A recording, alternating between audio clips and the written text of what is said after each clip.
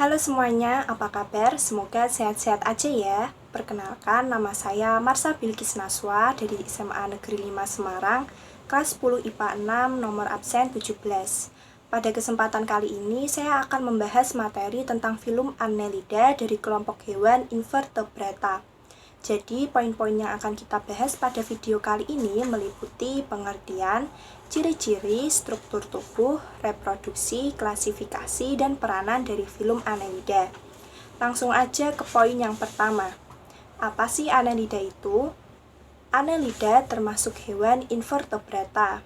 Annelida berasal dari kata annulus yang berarti cincin dan oidos yang berarti cacing. Apabila digabungkan, artinya cacing yang berruas-ruas atau bersegmen-segmen seperti cincin. Lanjut poin yang kedua. Apa aja sih ciri-ciri dari filum Annelida? Yang pertama, memiliki tubuh bersegmen dan memiliki otot. Bersegmen artinya berruas-ruas, mirip dengan cincin. Yang kedua, bersifat tripoblastik selomata, artinya memiliki 3 lapisan sel yang rongganya berisi cairan dan mempunyai batas yang berasal dari jaringan mesoderma. Yang ketiga, bersifat simetri bilateral, artinya tubuh terbagi menjadi 2 melalui pusatnya sehingga diperoleh bentuk dan ukuran yang sama.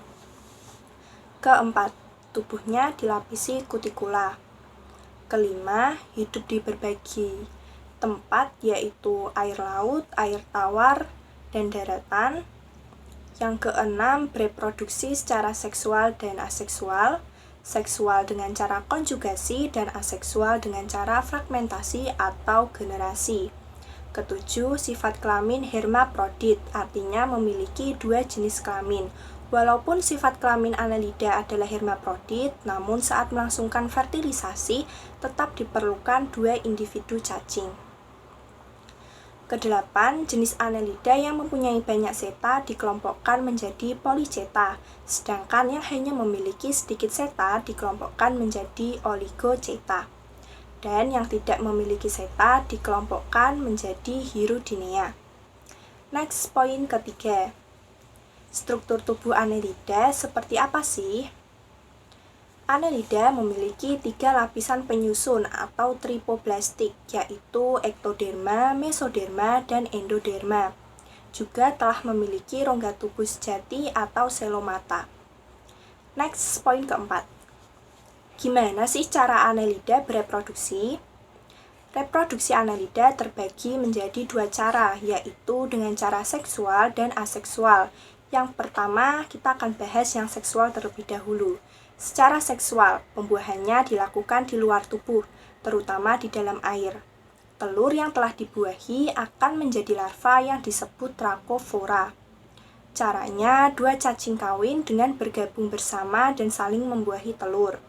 Kemudian, tabung lendir yang disekresikan oleh citellum membentuk wadah telur yang terlepas dari tubuh cacing. Cacing muda pun menetas di tanah. Setelah itu, secara aseksual. Pada reproduksi aseksual, tubuh melakukan epitoksi dan hewan menjadi tampak 2 bagian yang akhirnya akan membentuk individu baru. Caranya, tubuh melakukan epitoksi. Epitoksi adalah pembentukan individu reproduktif yang kemudian akan menjadi beberapa bagian yang akhirnya akan membentuk individu baru. Next, poin kelima. Ada berapa sih klasifikasi dari filum Annelida? Filum Annelida terbagi menjadi 3 kelas, yaitu kelas Polychaeta, Oligochaeta, dan Hirudinea. Yang pertama, kita akan membahas kelas Polychaeta. Kelas Polychaeta. Polychaeta berasal dari kata poly yang artinya banyak dan chaeta yang artinya rambut. Apabila digabungkan, polychaeta artinya cacing berambut banyak. Ciri-ciri polychaeta yang pertama, tubuh memanjang dan bersegmen. Kedua, tiap segmen mempunyai parapodia, semacam kaki yang bentuknya seperti dayung.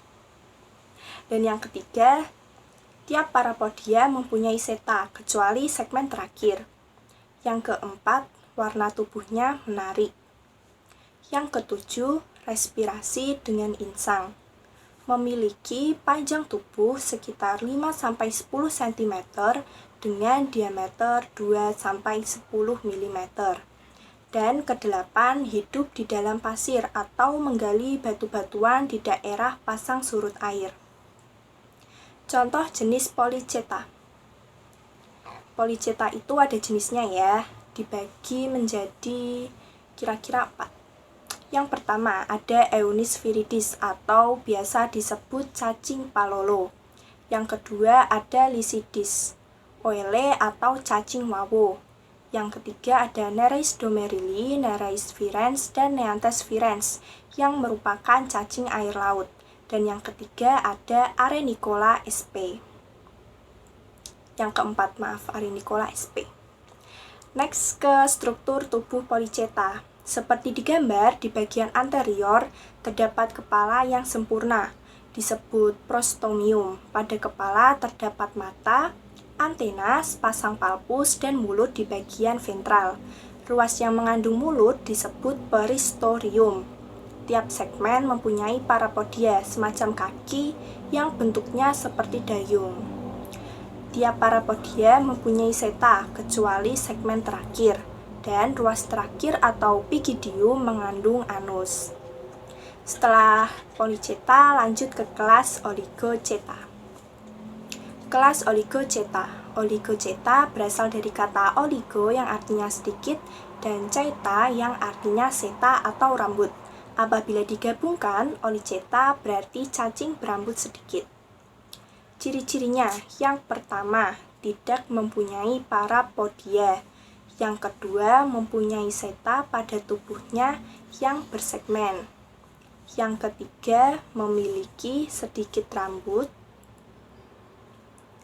Yang keempat, kepala berukuran kecil, tanpa alat peraba atau tentakel dan mata. Yang kelima, mengalami penebalan antara segmen ke-32 sampai ke-37 yang disebut dengan klitelum. Klitelum berfungsi untuk melindungi telur-telur. Yang keenam, telur terbungkus oleh kokon. Dan yang ketujuh, hidup di air tawar atau darat dan hermafrodit, yaitu memiliki 2 jenis kelamin. Contoh jenis Oligochaeta. Setelah tadi ada ciri-ciri, sekarang kita beralih ke jenisnya.